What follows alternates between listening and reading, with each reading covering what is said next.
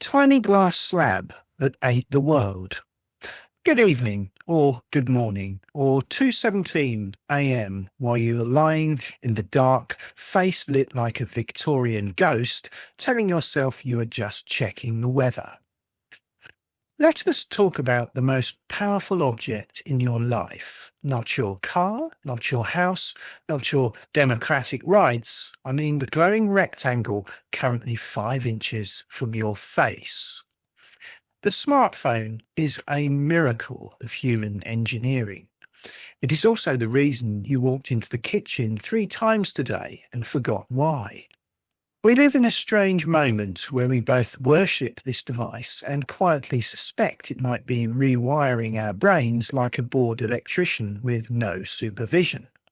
And now, countries like Australia are saying maybe kids should not be marinated in social media all day. Which raises a question. If this stuff is bad for children, what exactly is it doing to the rest of us? The dream, a computer in every pocket. Let us be fair first. Smartphones are astonishing. You are carrying more computing power than NASA had during the moon landings. And what do we use it for? Mostly watching strangers argue about soup. But still, this thing can translate languages, navigate you through cities you've never visited, teach you guitar, fix your sink, and explain why your cat is screaming at a wall. For billions of people, a smartphone is their only computer. It is their bank, their classroom, their job application machine. That is not trivial. That is civilization level stuff. It's also a safety device. You can call for help, share your location, get disaster alerts. People document injustice and corruption with the camera in their pocket. That has changed the balance of power in the real world. So no, the smartphone itself is not the villain. The hardware is brilliant. The problem is what we built on top of it. Connection without borders and without off switches. Smartphones let us stay connected across oceans. Families separated by migration can video call daily. Long-distance relationships survive. Niche communities find each other instead of thinking they are the only weirdo on Earth. That is beautiful. That is deeply human. The trouble is, we did not just build connection. We built connection that never stops, never shuts up, and never says, "You look tired, maybe go outside." Your phone is always there, in your pocket, on your bedside table, in the bedroom. Yes, I know. We gave humanity constant connection. Then we bolted on an economy that profits from keeping your eyeballs glued to it like you are emotionally attached to a slot machine. And your attention became the product. Here is the twist. You are not the customer on most social media platforms. You are the livestock. The apps are designed to keep you scrolling.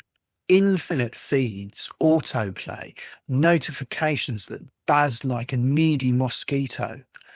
None of this is accidental. It is engineered. Behavioral scientists and former tech insiders have been saying this for years. Features are A/B tested to maximize time on platform, not life satisfaction. Every time you think, "I'll just check for a second," a team somewhere celebrates because their little red dot notification dragged you back in. The result is attention fragmentation. You start reading something, then ping. You try to think, then bzzz. You sit in silence and your brain goes, this feels illegal. Where is the content? Boredom used to be the space where ideas formed. Now boredom lasts about 3 seconds before we sedate it with memes. Mental health and the always-on existence. Let us talk about mood, because the phone is not just a tool, it is an emotional delivery system. You open an app to relax. Within minutes, you are comparing your life to someone on a beach with perfect abs and a startup and a sourdough starter that looks like it pays taxes. Psychologists like Jean Twenge and Jonathan Haidt have pointed to links between heavy social media use and rising anxiety and depression in young people. The research is debated, but the patterns are worrying enough that governments are now paying attention. Sleep also gets mugged. Blue light, late night scrolling, one more video, one more post. Suddenly it is 1:43 a.m. and you are emotionally invested in a stranger's kitchen renovation. Work sneaks in too. Emails, messages, notifications. The office now lives in your pocket like a tiny, very demanding ghost. Why kids get hit the hardest? Now, imagine all of this, but your brain is still under construction. Children and teenagers are still figuring out who they are. Their emotional regulation is still loading. Sense of self is basically wet cement. Then we hand them a device that delivers social comparison, peer judgment, and algorithmically amplified drama directly into their nervous system all day. Of course, they struggle. Of course, anxiety spikes. Of course, sleep tanks. Their brains are not built to handle a global popularity contest before algebra homework.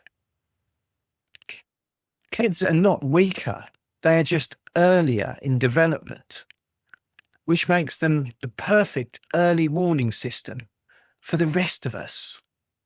Australia says, maybe less of that. This is where Australia enters the chat. They have introduced world-leading restrictions aimed at keeping under 16s off major social media platforms, with age checks and enforcement rolling out. It is not perfect. Teens have VPNs, fake accounts, and older cousins. So far, most of what we have are early anecdotes rather than hard long-term data.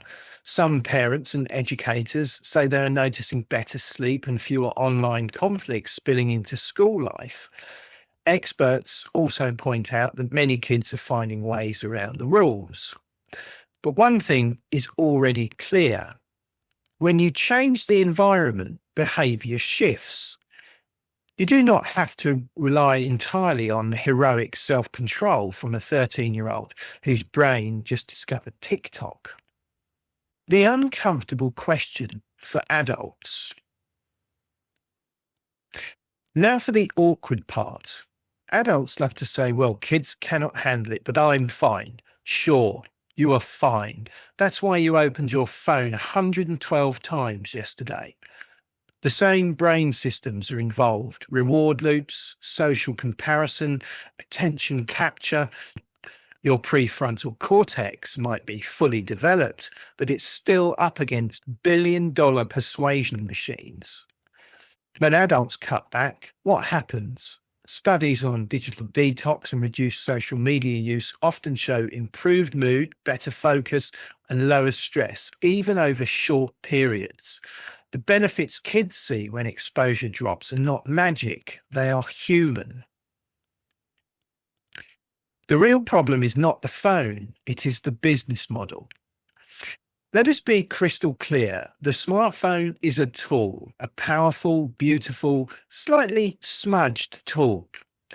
The real issue is an economy that rewards companies for capturing as much of your time and emotion as possible. If outrage, comparison, and endless scrolling keep you engaged, that is what the algorithm serves. We did not just invent portable computers. We built digital environments optimized to be psychologically sticky. Blaming individuals for not using super addictive systems with perfect moderation is like blaming people for eating too many crisps when the bag is designed to self-refill. So what do we do? Throw the phone in the sea? Probably not. Fish have enough problems. The goal is not to smash the technology. It is to rebalance our relationship with it in ways that are boring, practical, and effective. Turn off non-essential notifications. Most of them are not for you.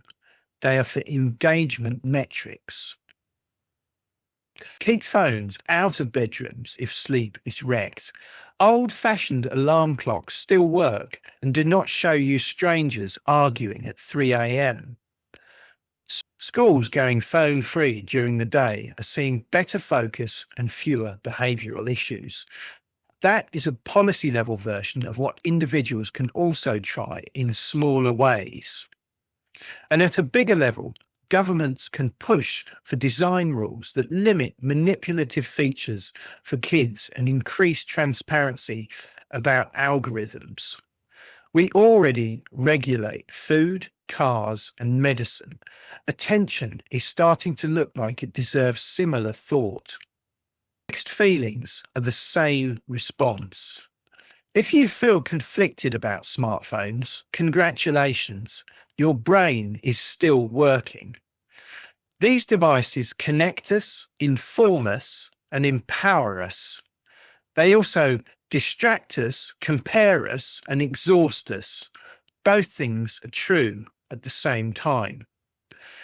The lesson from kids is not that technology is evil.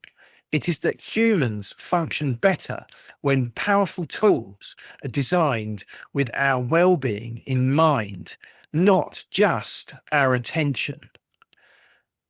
So maybe the future is not smartphones. Maybe it is smartphones that do not constantly try to eat our minds for breakfast. And now, if you will excuse me, I need to check something very important on my phone. Just for a second.